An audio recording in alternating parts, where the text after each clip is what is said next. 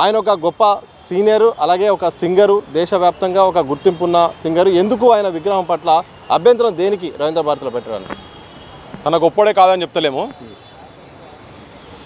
తనకన్నా గొప్పోళ్ళ తనకన్నా తక్కువ గొప్పోళ్ళు అనేది జనం డిసైడ్ చేస్తారు. నేరెళ్ళ వేణుమాధవ్ గారు వరల్డ్ రినౌడ్ మిమిక్రీ ఆర్టిస్ట్, మా వరంగల్. తన యునైటెడ్ నేషన్ ఆర్గనైజేషన్స్లో ప్రదర్శన చేసినటువంటి గొప్ప వ్యక్తి విగ్రహం ఇక్కడ లేదు. ఓకే, దాశరథి అసంటోళ్ళే కావచ్చు, ముచ్చర్ల సత్యనారాయణ గారు అసంటోళ్ళే కావచ్చు, గద్దరన్న అసంటోళ్ళే కావచ్చు, లేదు మా గూడంజన్న అసంటోళ్ళే కావచ్చు, అందశ్రీ అన్నయ్య కావచ్చు, ఇటువంటి వాళ్ళు ఏవి తెలంగాణ మాండలికానికి ప్రతిరూపాలయ్యి ఇటు జానపదం రూపంలో తీసుకొచ్చిన శంకర్ సారంగపాణిల విగ్రహాలు ఇక్కడ లేవు. దాదాపు 70 సంవత్సరాల వరకు అనుకోరాదు, ఇక 60-68 సంవత్సరాలు పైడి జయరాజు సిరిసిల్లకు సంబంధించిన బిడ్డ సినిమా రంగంలో అద్భుతంగా రాణించి పృథ్వీరాజ్ కపూర్, అశోక్ కుమారు అటువంటి వాళ్ళతోని సమకాలికంగా పనిచేసినటువంటి వ్యక్తి విగ్రహాలు ఇక్కడ లేవు. ప్రభాకర్ రెడ్డి గారు దాదాపు 10-12 ఎకరాలు ఆయన చిత్రపురి కాలనీలో ఇచ్చిండు. ఇలా 1000 కోట్లు అందులో పనిచేసినటువంటి కెమెరామెన్లకు కావచ్చు, టెక్నీషియన్లకు సంబంధించినటువంటి ఆ భూమి ఇచ్చిండు. వాళ్ళ విగ్రహాలు ఇక్కడ లేవు. కత్తి కాంతారావు విగ్రహాలు లేవు, పౌరాణికంగా పెట్టిన వాళ్ళందరి. సో ఇట్లా చాలామంది ఉన్నాయి. వాళ్ళందరి విగ్రహాలు లేకుండా సుక్క సత్తయ్య గారు లేదు, మిద్దరు రాముడిది లేదు. వీళ్ళే కావాలి కదా. వాళ్ళ కుటుంబాలు ఎక్కడ పోయినో ఏందో అసలు ఎవరికి సంబంధం లేకుండా అయిపోయినాయి. ఓకే, దీంతో ఇంకోటి ఏంటంటే బాలసుబ్రహ్మణ్యం గారి విషయంలో పర్టికులర్గా ఏంటంటే తన జయ జయ హే తెలంగాణ అనే పాట ఎప్పుడైతే 2004లో తనతో పాడిపిద్దామన్నప్పుడు పైసలు తీసుకున్నాడు, అడ్వాన్స్ తీసుకున్నాడు, కమర్షియలే కదా.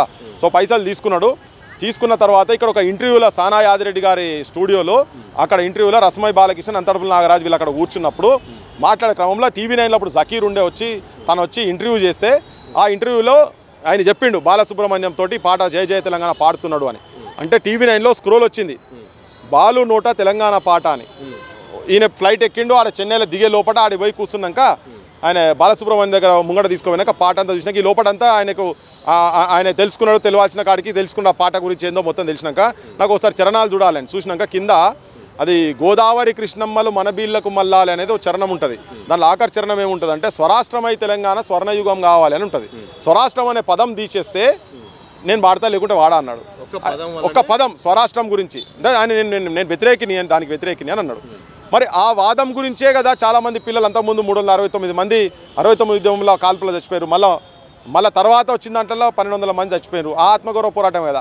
ఆ పదం తీయాలన్నా మరి ఇట్లా తీయమంటుండని చెప్పని అందశ్రీ అన్నకు ఫోన్ చేసి అడిగితే అందశ్రీ అన్న సవాలే లేదు, బాలు వాడకున్నా మంచిదే, చరణం ఆ పదం మాత్రం తీసే సమస్యనే లేదు అన్నాడు. వదిలేసి ఇచ్చిన అయిపోయింది. ఆయన తీసుకున్న పైసలు రిటర్న్ చేసి తిరిగి వచ్చిన తర్వాత అదే ఆంధ్ర ప్రాంతానికి సంబంధించినటువంటి రామకృష్ణ తన ఇక్కడ ఘంటసాల వెంకటేశ్వరరావు పెట్టారు కదా, తనకు సమకాలికంగా తనకు పోటీ పడ్డాడు.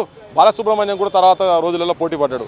అంత గొప్పడు విజయనగరం సంబంధించిన ఆయనే ఏం పైసలు తీసుకోకుండా తెలంగాణ పాట అంటే చరణం గిరం ఏం చెప్పకుండా వచ్చి పాట వాడిపోయింది. ఏలాంటి వరకు అదే పాట మనకు చెవులలో మోగుతున్నది మొన్నటి వరకు. ఈ గవర్నమెంట్ కీరవాణి తీసే కన్నా ముందు వరకు కూడా మరి తనకు ఎక్కడ కూడా గౌరవం దొరకలే.